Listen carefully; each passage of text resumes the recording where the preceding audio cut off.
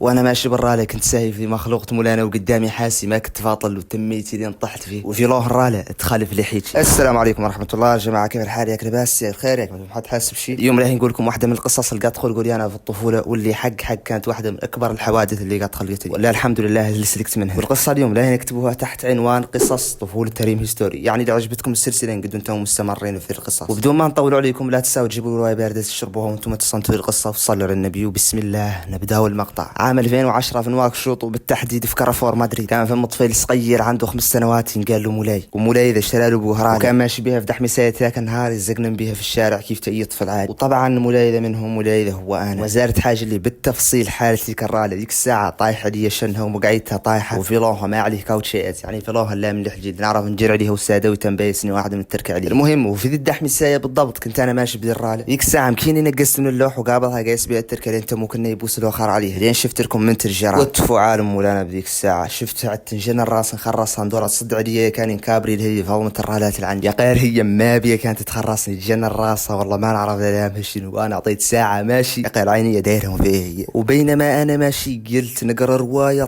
طحت عليها وطاحت علي الراله في روحها. دخل نقر لحيتي عالم مولانا يا اخوتي. لا قمت من فم قلعت في لون الراله حاجه اللي قالوا من لحيتي. ما حسيت بروايه واحده، يعني من الطبيعي انك تحس بألم والله شيء. انا في ذيك اللحظه ما حسيت بشيء. خلط من الحاسي ونجبه في الحاسي لهنا قبل الراله ونتخطى ذا الموقف المحرج. لان ذا هو للحاسي ملان من الملح الاحمر، ووجهي وايجي ملاني من ولا من شفتهم. طلعت العياط في السوق. حاجه للوالده كانت قاعده مع اصحاباتها قدام البوتشي، جيتهم ماني فايق على شيء. وفيك اللحظه تجري والدتي الشورى ويجروا معاها العليات ويقوموا يتعايطوا كامل. تخيل معايا المنظر، وجهي ملان من الملح الاحمر وقضابتي قاضي الى تركيه ملاني من والعليات ذيك اللحظه يتعايطوا كاملين. ارانجانا لا جارنا اللي جازي كان ماشي من فم جا موقف ركبني معاه وقاس بيا طب الصداقه. وحاجه ليك الطبيبه اللي جاتني فم خيطت لي الجرح ما رقدتني بيا مثل النزيف كان واقع. ومازال حاجه اللي كانت تقول لي تخيطني نقوم نمشي تقول لي اسكت والله ندير فيك كره وبيانا الغباء نقوم نسكت. انا عارف ان اللي يعدل لي احر من كره. الحمد لله اعطيت في ذيك الحاله 3 اشهر وانا مبدل باسمات على لحيتي. لين لحقت ذيك المرحله اللي ما تندال لي باسمات عتتون حاني الخياطه لين تطيح. والعبره من القصه هي على انك تخليك من التخرق وتجنان الراس لين تعود راكب راله. والله